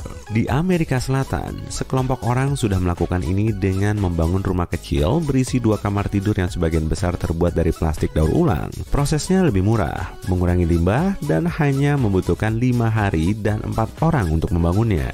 Mungkin suatu hari nanti, kita akan melihat gedung pencakar langit yang terbuat dari sampah daur ulang. Bahkan mungkin seluruh kota yang terbuat dari sampah. Di Yaman, ada kota kecil yang dikenal sebagai kota metropolitan tertua di dunia. Penduduk setempat harus mencari cara untuk berlindung dari panas di tengah gurun tanpa rimbunnya pepohonan. Sibam, alias Manhattan di gurun, terbuat dari tanah subur, jerami, dan air yang dibentuk menjadi batu bata dan dibiarkan terpanggang sinar matahari selama berhari-hari. Kota ini adalah tempat singgah bagi banyak pelancong yang tiba dengan karavan pada masa itu. Sebagian besar bangunannya setinggi 7 lantai dan lantai dasarnya digunakan untuk menyimpan ternak dan hasil panen. Lantai atas adalah tempat untuk bersosialisasi dan menyambut pendatang baru. Bangunan lumpur adalah pendingin alami. Lumpur mengusir panas dan meninggalkan hawa dingin di dalam. Pencakar langit beton bertulang pertama dibangun di Cincinnati, Ohio, Amerika Serikat pada tahun 1903. Tingginya 16 lantai dan bahkan diperkirakan tidak akan bertahan dalam semalam. Orang mengira bangunan itu akan runtuh akibat beratnya sendiri, sementara yang lain percaya bangunan itu akan roboh. Ketika penyokongnya dilepaskan, seorang reporter setempat tetap terjaga sepanjang malam untuk mendokumentasikan bangunan yang runtuh. Tapi perkiraan mereka semua salah. Kebanyakan gedung pencakar langit di Eropa terpusat di kota London, Frankfurt, Paris, Moskow, dan Istanbul. Meski begitu, jumlah totalnya masih kalah loh dengan gedung tinggi di kota New York. Suatu bangunan bisa berpredikat sebagai gedung pencakar langit modern kalau tingginya minimal 150 meter atau seenggaknya berlantai 40-50. Nah, masing-masing lantai biasanya setinggi 4,27 meter. Sebelum tahun 1870-an, Amerika Serikat cuma punya satu gedung pencakar langit, yaitu Home Insurance Building di Chicago. Gedung tinggi pertama di seluruh dunia ini berlantai 10. Nah, kalau di Eropa, gedung tinggi pertamanya berlokasi di Moskow, Seven Sisters. Baru dibangun pada pertengahan tahun 1900-an saat gedung tinggi di Amerika Utara mulai menjamur. Saat itu, kota-kota besar mulai dipenuhi penduduk dan harga sepetak tanah makin meroket. Panorama kota New York sudah sangat tersohor dan kita pasti cukup familiar meski belum pernah menginjakan kaki secara langsung. Begitupun dengan Paris, tapi apa jadinya ya kalau Menara Eiffel dikelilingi banyak gedung pencakar langit? Pasti nggak akan seru dong, karena kita nggak akan bisa menikmati keindahannya. Gedung tinggi di kota Paris cuma ada di distrik La Défense. Dengan begitu, tempat romantis yang selalu dipenuhi turis ini tetap menawan. Kalau di London lain lagi, sejumlah gedung pencakar langitnya punya bentuk unik, salah satunya Gherkin. Kalau sampai kesasar di situ, kamu pasti akan sulit keluar. Ada juga The Shard dan Cheese Grater. Nama ini memang bukan sebutan resminya sih, tapi cukup merepresentasikan bentuknya kok. Tampilan arsitekturnya sendiri nggak didapat dari konsep asal-asalan. Bentuknya memang dibikin unik agar tidak menghalangi St. Paul Cathedral. Malahan, puncak bangunan bersejarah ini bisa terlihat dari King Henry VIII Mount yang jaraknya sangat jauh. Tapi nggak cuma itu aja, ada juga Menara London dan Istana Westminster yang cuma bisa dilihat dari angle berbeda. Jadi, agar panorama kota London tetap terjaga, bangunan lain yang menghalangi kedua monumen ini nggak boleh didirikan. Mayoritas kota di Eropa sudah ada saat gedung tinggi pertama di Amerika didirikan. Makanya, lahannya jadi makin sempit. Perkembangannya juga terus berlangsung selama bertahun-tahun. Misalnya saja, Lisbon. Di Taman Eduardo VII terdapat spot yang bisa dipakai untuk melihat seluruh taman dan sungai di situ. Kalau tiba-tiba ada banyak gedung setinggi 150 meter, pemandangan indahnya akan jadi berantakan. Nggak akan ada lagi jalan yang ikonik itu. Sungainya juga hilang, yang ada cuma deretan gedung. Sama seperti Lisbon, sejumlah kota lain di Eropa juga tetap mempertahankan warisan budayanya dengan tidak mendirikan gedung pencakar langit. Contohnya, Jerman. Kebanyakan gedung tingginya ada di Frankfurt, pihak berwenang di kota lain lebih memilih melindungi dan merestorasi bangunan yang sudah ada, tak terkecuali Berlin. Meskipun ada penduduknya yang ingin mendirikan gedung tinggi, mereka nggak akan bisa. Kondisi tanahnya nggak cocok, dan kalau tetap ngeyel, bisa-bisa gedung tinggi yang mereka dirikan akan langsung tenggelam. Untuk membangun fondasi gedung pencakar langit di Berlin, mereka perlu biaya yang sangat banyak. Tanahnya terlalu berpasir dan lembek. Tapi gimana kalau semua warisan budaya ini mereka kesampingkan aja? Gimana kalau gedung tinggi didirikan di kota Praha misalnya? Berarti mereka perlu meruntuhkan banyak bangunan yang sudah ada dong. Tentunya publik akan langsung protes karena kota kesayangan mereka tiba-tiba lenyap. Hal kayak gitu pernah terjadi di Brazil. Fenomena ini bahkan ada istilahnya sendiri, namanya Brazilisasi. Jadi, sederhananya, gedung tinggi cuma asal dibangun tanpa pertimbangan matang. Buat gedung di sini nggak apa-apa lah. Oh, di sana juga boleh. Tapi seringnya, Pemkot setempat enggan mendirikan bangunan baru yang nantinya malah mengubah rupa historis kota tersebut. Sejumlah kota besar di Eropa juga mungkin mengikuti jejak Paris. Ada distrik khusus yang dijadikan tempat untuk mendirikan gedung tinggi. Burj Khalifa yang menjulang sampai 823 meter itu merupakan gedung tertinggi di dunia. Proses pembangunannya nggak semudah membalikan telapak tangan dan berlangsung selama 6 tahun. Tapi memang hasilnya setimpal sih. Saking tingginya, gedung ini bisa dilihat dari jarak sejauh 96 km saat hari cerah. Ukuran gedung tertinggi di Eropa saja cuma setengahnya. Lacta Center di Saint Petersburg setinggi kurang lebih 460 meter. Kalau memang sangat tinggi, kenapa ya gedung pencakar langit nggak rubuh kena angin? Rahasianya tentu terdapat pada struktur dan fondasinya hingga bagian puncaknya. Misalnya saja Burj Khalifa, tanah di situ kurang ideal, jadi di bawah fondasi beton seberat 110.000 ton itu terdapat 192 pilar yang tertancap hingga kedalaman lebih dari 50 meter. Berkat gesekan antara beton dan tanah, pilar ini nggak bisa bergerak sehingga menghasilkan fondasi yang kuat. Tapi kebanyakan, gedung pencakar langit masih dibangun di atas batuan dasar untuk membuatnya tetap kokoh. Rangkanya terbuat dari baja dan tanpa struktur luarnya, gedung pencakar langit akan terlihat seperti tumpukan balok baja. Semakin menjulang bangunannya, akan semakin kencang terpaan anginnya.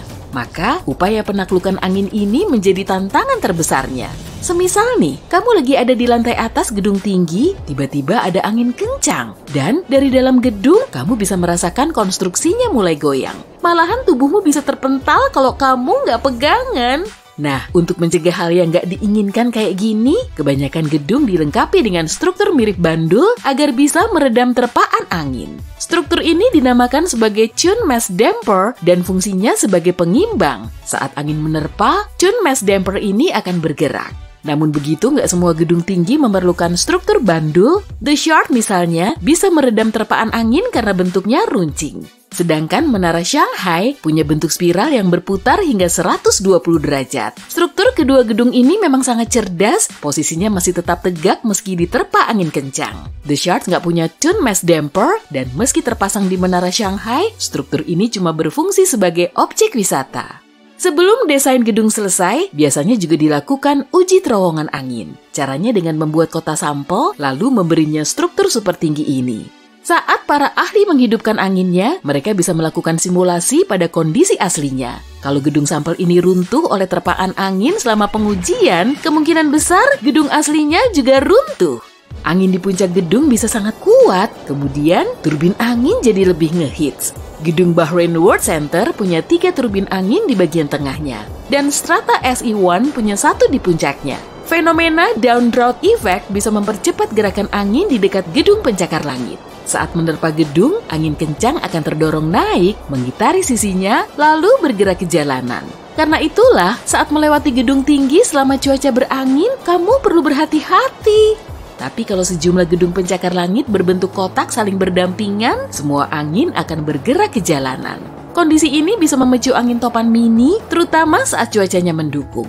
Menurut penelitian, pada 100 gedung tertinggi yang akan dibongkar, sebagian besarnya cuma beroperasi selama 42 tahun. Tapi sebagian gedung juga bisa bertahan lebih lama, misalnya Temple Court Building yang masih berdiri sampai saat ini. Gedung setinggi 45 meter ini memang lebih rendah dari bangunan di sekitarnya, tapi masih berdiri kokoh selama 100 tahun.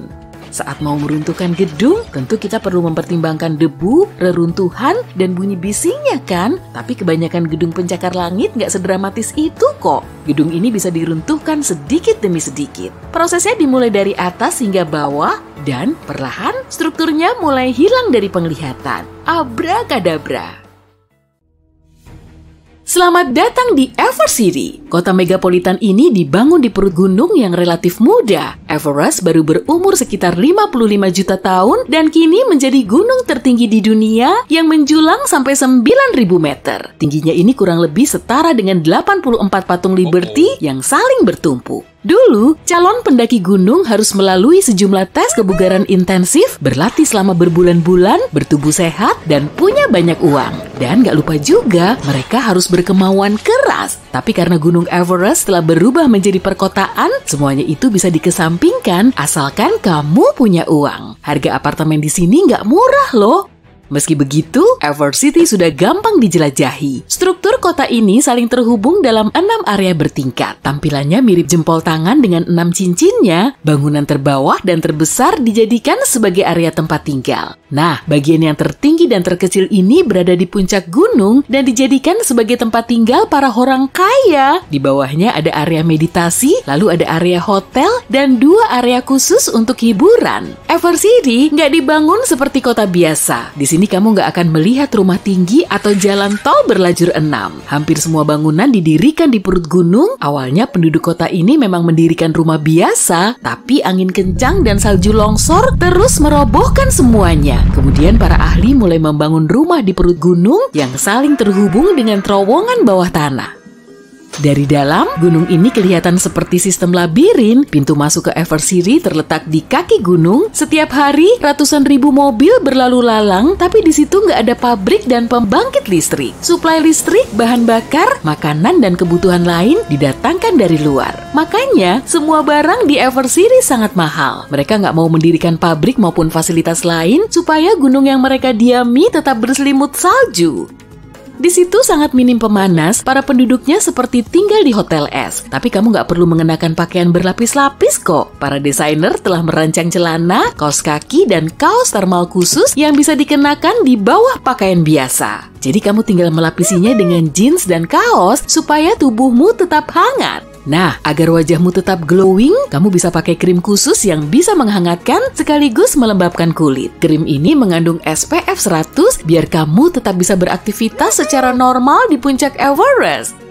Mau nongkrong di kedai kopi sambil menikmati double beef cheeseburger ya? Atau mungkin pengen beli kue keju aja? Berarti kamu perlu merogoh kocekmu sekitar 7 juta rupiah. Harga tiket film minimal 1 juta, biaya internet juga sangat mahal. Kamu harus bayar sekitar 15.000 rupiah cuma untuk nonton video ini. Meski begitu, banyak orang mulai berbondong-bondong ke Evercity. Tempat ini sangat tenang dan damai. Di sini kamu bisa menyatu dengan alam. Ada juga pusat meditasi terkenal kelas dunia yang menempati areanya sendiri. Orang-orang dari seluruh dunia berdatangan ke tempat ini untuk menyelaraskan tubuh dan pikiran mereka. Tapi yang paling menyedot perhatian justru karena Everest bisa didaki kapan aja. Kamu bisa menjelajahi gunung ini layaknya sedang jalan-jalan di taman kompleks rumahmu. Sebelum ada Evercity, gunung ini sangat sulit ditaklukkan karena areanya sangat berbahaya. Kadar oksigen di atas sana 3 kali lebih sedikit daripada kota lain. Kalau kamu nggak mendapat cukup oksigen, tubuhmu bisa bermasalah. Para pendaki biasanya membawa tangki oksigen yang pastinya malah memperlambat gerak mereka dan membuat semuanya jadi repot. Longsoran salju akan sulit dihindari saat mereka harus berjalan sambil menggendong tabung. Angin kencang juga jadi masalah besar. Di atas sana, angin bisa bertiup dengan kecepatan 160 km per jam. Coba aja selfie di situ sambil melompat. Tubuhmu akan langsung terhempas dari gunung. Karena suhunya super dingin, rambutmu sampai dilapisi salju dan kulitmu tertutup lapisan es tipis. Saat berada di atas sana, kamu punya super power istimewa. Jeritan keras aja langsung bisa menyebabkan longsoran salju. Tapi sekarang, kamu bisa santuy. Untuk mencapai puncak Everest, kamu cuma perlu duduk manis di kapsul mobil. Mobil ini akan melindungimu dari cuaca buruk dan longsoran salju. Saat bodi mobil mulai dipenuhi salju tebal, kamu tinggal nyalain pemanasnya. Kemudian menunggu sampai saljunya cair agar bisa melanjutkan perjalanan. Tabung oksigen di dalam kabin juga membantumu bernafas dengan normal. Rute baru menuju puncak Everest dilengkapi dengan penerangan yang memadai. Di sana-sini juga dipasangi rambu biar kamu nggak kesasar. Tapi masalahnya cuma satu sih, yaitu kemacetan lalu lintas. Setiap hari ribuan orang ingin menaklukkan puncak tertinggi di planet ini. Dan bisa-bisa kamu harus nunggu antrian sampai berjam-jam. Tapi nggak masalah sih. Semua kapsul Evercity dilengkapi dengan internet berkecepatan tinggi, layar 8K, dan konsol game. Kalau lapar, kamu bisa pesan makanan yang diantar oleh mobil salju robot dengan artificial intelligence termutakhir. Wah, sampai juga nih. Setelah nemu tempat parkir, kamu langsung memarkir kapsulmu, kemudian berjalan menuju lift ski yang akan membawamu langsung ke atas. Kamu cuma perlu pakai masker oksigen dan menikmati pemandangan di sekitar. Sesampainya di atas, kamu melihat iklan berisi tawaran santap malam di restoran tertinggi di dunia. Lokasinya cuma sekitar 30 meter di bawah puncak Everest. Kalau kamu menerima tawaran ini, tabunganmu akan terkuras sampai 145 juta rupiah. Iklan ini memang bisa menggoda iman sih, tapi kamu nggak lapar. Mau tahu rasanya jadi raja di seantero dunia? Ayo bersantap bersama kami di resto terbaik di Everest. Bisa aja deh iklannya, tapi kamu udah ngerasain sensasi jadi raja di seantero dunia tuh. Kamu pun berseru kegirangan, tapi kamu nggak bisa berlama-lama di situ. Tempat itu nggak terlalu luas, jadi kamu cuma punya waktu sekitar 1 menit untuk menikmati pemandangan. Tapi tenang aja, besok kamu bisa naik lagi kok. Untuk menuruni gunung, kamu bisa milih salah satu dari 2 alternatif. Naik kapsul untuk pulang ke rumah atau pakai papan luncur salju untuk turun. Tapi sebelum kamu menyewa ski atau snowboard, kamu harus nunjukin SIM Everestmu yang menyatakan kalau kamu sudah lulus tes snowboard dan ski khusus. Akhirnya, kamu mengambil papan luncur salju dan mulai menyusuri jalur yang terang. Kamu meluncur melewati puncak sejumlah rumah yang menyembul di bawah puncak gunung. Itulah tempat tinggalnya orang kaya. Mereka tinggal keluar dari pintu depan rumah, kemudian naik lift khusus ke atas. Kamu harus menjadi miliarder untuk beli rumah seperti itu. Tapi saat ini ada lebih dari 2.000 miliarder dan setengahnya berasal dari Amerika Serikat dan Tiongkok.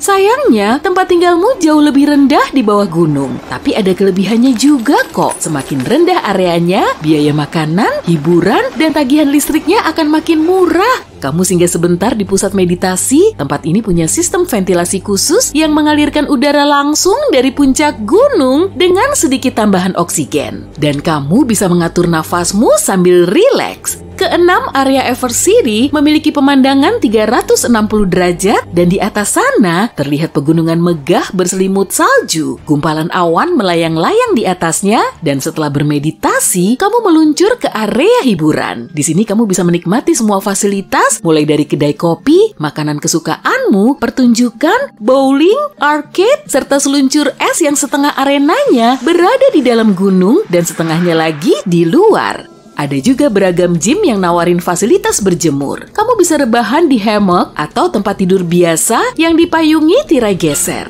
Saat matahari menerobos masuk melalui jendela tertutup, kamu akan ngerasain pancaran sinarnya yang paling murni. Dengan berjemur selama 5 menit aja, kamu akan siap menjalani aktivitas sepanjang hari. Kalau malas keluar lagi, kamu juga bisa melewati terowongan, tapi nggak usah takut, kondisi di situ nggak gelap dan nggak dingin. Terowongan Everest City kelihatan mirip gua es dengan ratusan lampunya. Seakan-akan kamu sedang berada di negeri dongeng. Cukup jalan kaki sebentar aja, kamu udah sampai di apartemenmu yang kecil dan nyaman ini. Biar hemat listrik, kamu nggak beli kulkas, tapi nggak masalah sama sekali. Kamu bisa bikin makananmu tetap awet dengan menggantungnya di luar jendela. Dengan begini, salju akan membuatnya tetap dingin.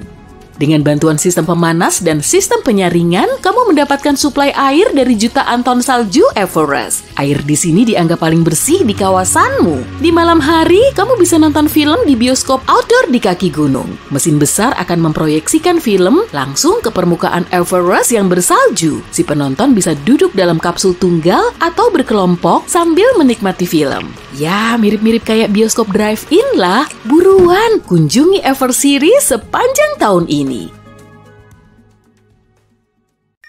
Kamu nggak perlu ke ujung dunia atau ke negeri eksotik untuk melihat hal-hal tidak biasa. Buka saja situs Reddit dan lihat bagaimana para penggunanya berbagi hal-hal aneh dan luar biasa yang ditemukan di rumah mereka. Jarang ada temuan berharga di rumah, tapi pasangan suami istri ini sangat beruntung. Di Cleveland, Ohio, mereka memulai renovasi rumah. Pria ini sedang melepas papan-papan berdebu dari plafon ruang bawah tanah saat mendapati hal aneh di balik jeruji. Ada sebuah koper hijau kecil. Dia menemukan koper kedua di bagian lain ruang bawah tanah. Awalnya, Pak Sutri ini mengira koper itu berisi kartu bisbol lama. Tapi ternyata, mereka menemukan harta karun senilai lebih dari 600 juta rupiah. Ada uang kertas lama dan sebagian diantaranya sangat langka. Mereka gembira dengan temuan uang itu, tapi nggak membelanjakannya untuk hiburan. Menurut si pria, mereka memakai uang tunai itu untuk melunasi utang. Orang-orang ini lebih beruntung lagi. Beberapa penduduk kota kecil Yorkshire Utara di Inggris sedang merenovasi rumah saat mereka menemukan salah satu simpanan koin emas Inggris dari abad ke-18 terbesar yang pernah ditemukan di Britania Raya. Para pemilik mengambil sebuah cangkir tanah liat kecil seukuran kaleng soda yang tersembunyi dalam beton di bawah papan lantai. Permukaan cangkir itu tertutup lapisan tipis garam dan di dalamnya ada sekitar 260 koin emas. Perkiraan nilai dari seluruh harta karun itu sekitar 3 miliar rupiah. Tapi itu semua tergantung pada saat pelelangan. Mungkin saja nilainya akan mencapai 7 miliar lebih.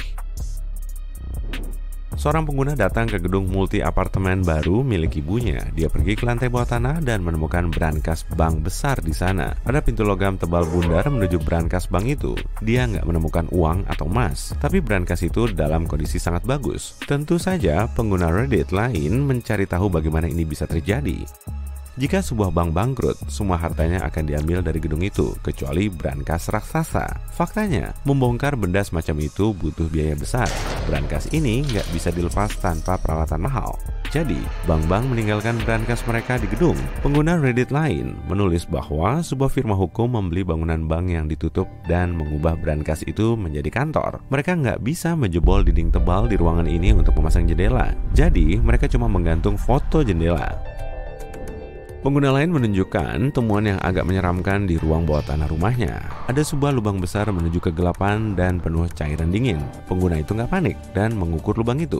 Dalamnya hanya 2,5 meter dan separuhnya terisi air biasa. Dia nggak menemukan hal lain. Nggak ada ruang rahasia atau penjara bawah tanah. Sebenarnya ini bukan sekedar lubang, tapi sumur khusus yang disebut perigi. Dan sekali lagi, terima kasih banget buat jawaban para pengguna Reddit. Di masa lalu, orang-orang membuat sumur semacam itu di banyak rumah untuk menambah pasokan air. Perigi populer di area kering yang penduduknya nggak bisa mengakses sistem penyedia air. Saat orang-orang takut sungai atau waduk tercemar, mereka juga mengumpulkan air hujan dan menyimpannya di dalam perigi ini. Untuk menghindari kontaminasi dari tanah di sekitarnya, mereka menyemen lubang ini. Orang-orang memakai air untuk membersihkan rumah, mandi, dan mencuci pakaian. Filter juga bisa dipasang di penampung air ini agar airnya bersih dan dapat diminum. Pengguna ini bukan menemukan hal aneh di rumahnya, tapi di ruang bawah tanah kantornya. Dalam sebuah ruang beton yang gelap di antara banyak sampah, dia melihat pintu besi merah menuju tempat yang tak diketahui. Peringatan, pintu harap selalu ditutup, tertulis di permukaan pintu yang dingin. Gak ada gembok atau lubang kunci di pintunya, hanya grendel. Pengguna bisa saja membukanya dengan mudah, tapi nggak melakukannya. Kalau kamu, apakah berani? Sebenarnya ini sama sekali nggak mengerikan, tapi sangat berbahaya. Ini adalah tempat penyimpanan trafo listrik bertegangan tinggi. Alat ini bisa meledak atau terbakar, atau bahkan menyetrum seseorang.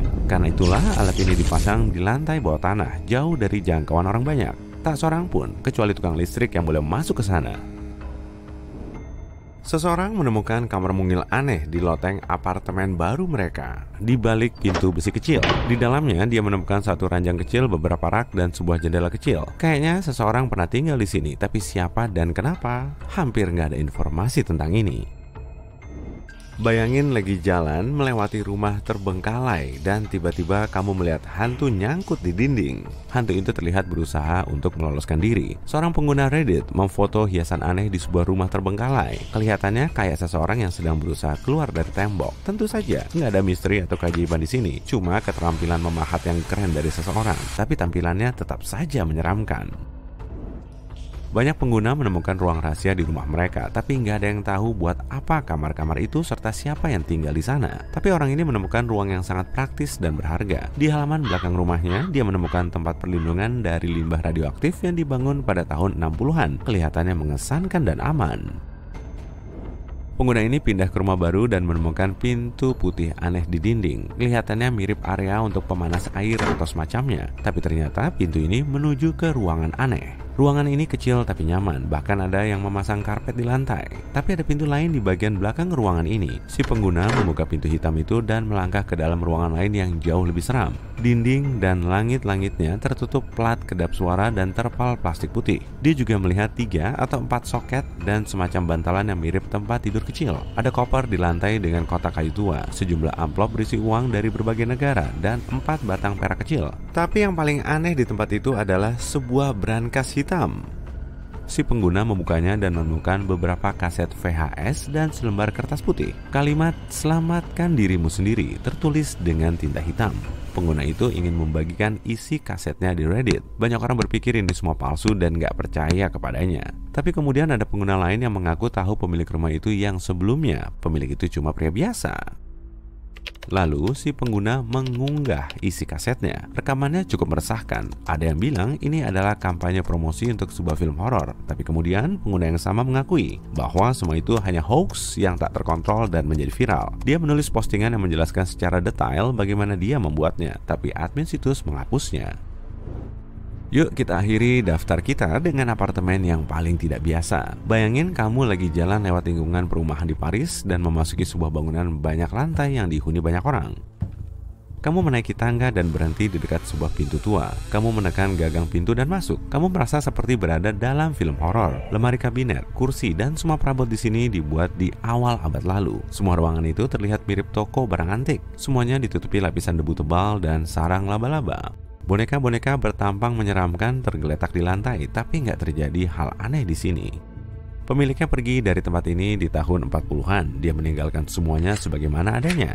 Dia pindah untuk tinggal di tempat lain dan nggak bercerita kepada siapapun tentang apartemen itu. Alasan kenapa dia nggak kembali juga nggak diketahui. Apartemen tersebut sudah berada dalam kondisi ini selama 70 tahun. Kerabat si pemilik menyewa juru taksir untuk memperkirakan nilai apartemen itu. Di tahun 2010, mereka pergi ke tempat ini, membuka pintunya dan menemukan sebuah lukisan karya seniman Italia bernama Giovanni Boldini yang dibuat di abad ke-19. Lukisan ini terjual seharga $2,5 juta atau lebih dari 37,7 miliar rupiah. Kamu bosan dengan tempat tinggalmu? Jenuh karena kamarmu tanpa benteng parit atau taman luas untuk parade gajah? Mungkin sudah tiba saatnya untuk perubahan. Jadi, inilah beberapa pilihan yang bisa kamu pertimbangkan untuk mencari rumahmu. Pertama, kamu pernah mempertimbangkan untuk menyewa Istana Buckingham? Tepat di pusat kota London, istana yang membentang luas ini adalah salah satu objek wisata yang paling banyak dikunjungi di Britania Raya, terutama bagi orang yang ingin merasakan pelayanan kerajaan. Pada awal tahun 1700-an, Duke of Buckingham menugaskan arsitek bernama William Wyndham untuk membangun Buckingham House. Ya, rumah, bukan istana. Ini baru awal dari tampilan istana besar itu sekarang. Pada tahun 1761, Raja George III membeli Buckingham House untuk istrinya, Ratu Charlotte. Tapi putra mereka lah, Raja George IV, yang mulai mengubahnya pelan-pelan menjadi istana indah yang sekarang ini. Sebenarnya mungkin dia agak berlebihan. Raja George IV memiliki selera dekorasi luar biasa. Dia menunjuk John Nash, arsitek neoklasik, untuk meninggikan bangunan dan tanahnya menjadi monumen kemewahan yang megah. Parlemen setuju menutup sebesar 150.000 pound sterling atau $200.000 dari tagihannya. Tapi biaya renovasi itu naik tak terkendali sampai mendekati $500 juta pound sterling atau menurut kurs sekarang lebih dari 14,98 triliun rupiah.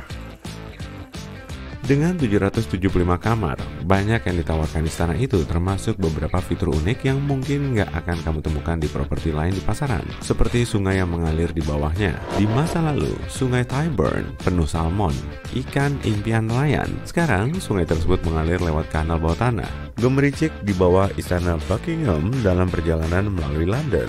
Beberapa organisasi penggemar memancing berdemo agar sungai itu dikembalikan ke atas permukaan tanah lagi. Tapi itu berarti harus menentukan beberapa bangunan di sepanjang alirannya, termasuk Istana Buckingham.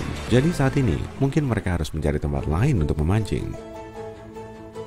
Taman Istana Buckingham yang luasnya lebih dari 150.000 meter persegi digunakan untuk banyak hal. Ini taman pribadi ratu di London dan juga berperan penting dalam banyak acara kerajaan sepanjang tahun. Acara terpenting adalah berbagai pesta kebun ratu yang bisa menerima sampai 24.000 tamu di dalam taman. Taman itu begitu luas hingga bisa menampung 29 lapangan sepak bola di sebelah dalam dindingnya. Dan masih ada sedikit ruang untuk mengadakan acara minum teh sore. Bahkan ada danaunya.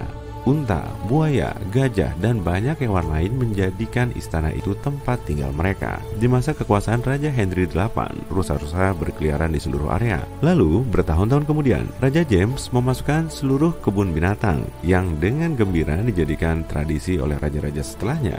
Ratu Charlotte diberi zebra dan 8 gajah, dan Ratu Victoria suka sekali naik jumbo, gajah terkenal maskot sirkus. P.T. Barnum.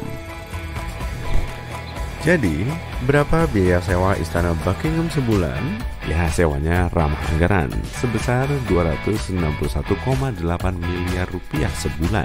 Artinya, setahun sewa akan mencapai 1,84 triliun rupiah. Yuk bandingkan biar lebih jelas. Dengan 261,8 miliar rupiah, kamu bisa beli arloji termahal di dunia yang bertahtakan 1.200 miliar. Jadi, kamu dapat satu arloji seharga 52,3 miliar rupiah, ditambah 3 arloji lagi buat teman-temanmu, dan masih akan ada sisa 50 miliar lebih. Jika Istana Buckingham bukan seleramu, mungkin kediaman kerajaan lain, Kastel Windsor, lebih cocok. Kastel ini membentang lebih dari 53.883 meter persegi dan menyimpan 1000 tahun sejarah kerajaan. Sejak era bangsa Norman, Windsor adalah kastel tertua di seluruh dunia yang masih dihuni. Sejak pertama kali dibangun oleh William sang penakluk di abad ke-11, kastel ini telah dihuni oleh 39 raja. Sekarang, ratu menghabiskan sebagian besar akhir pekannya di kastel ini ketika tidak bertugas. Sebagian hal terpenting di kastel ini termasuk kamar benteng parit. Ya, kamar benteng paritmu sendiri. Di State Apartment, kamu bisa melihat berbagai lukisan seniman ternama yang dipajang di dindingnya. Dan tentu saja ada senjata dan baju besi di ruang depan besar. Aku juga menyimpan baju besiku di ruang depan rumahku.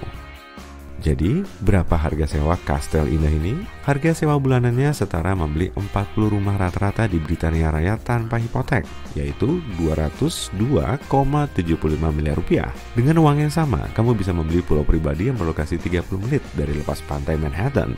Jadi, pilih dengan bijak. Jika belum ada yang cocok dengan anggaranmu, bagaimana dengan Istana Kensington? Ini tempat tinggal Pangeran William dan Kate Middleton sekarang. Lokasinya di pusat London, dekat Hyde Park.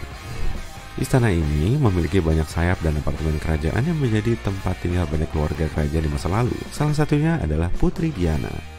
Apartemen Will dan Kate jauh dari bayanganmu jika kamu berpikir tentang apartemen biasa. Ini lebih mirip mansion di dalam mansion lebih besar. Sebagian memiliki menara jam.